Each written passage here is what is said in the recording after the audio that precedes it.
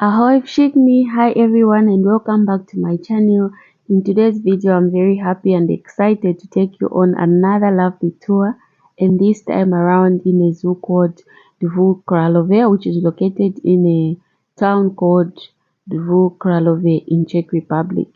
So this zoo is quite big and it has a lot of animals which you can enjoy to see, and also there are enough playgrounds for kids, for those of you that love to travel with kids.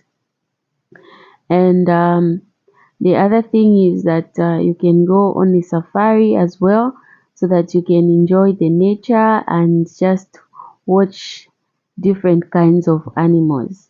And also the other thing is there is a section for Africans, where Africans do different kinds of things like selling clothes, braiding the hair, selling African food and other things.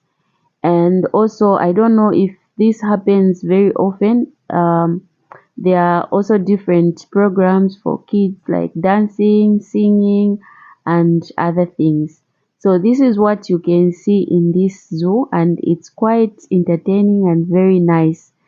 So um, I decided to make two parts of this video because I didn't want to make it too long because it can be boring.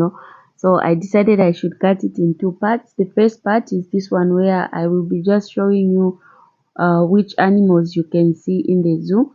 And then in the second part of the video is where I'll be showing you the African section so that you can see what normally happens. So coming to this zoo cannot be a regret for you. You're gonna enjoy everything that happens around. You can just see how it looks like. There are lots of restaurants where you can just sit, relax, drink, eat, and and enjoy.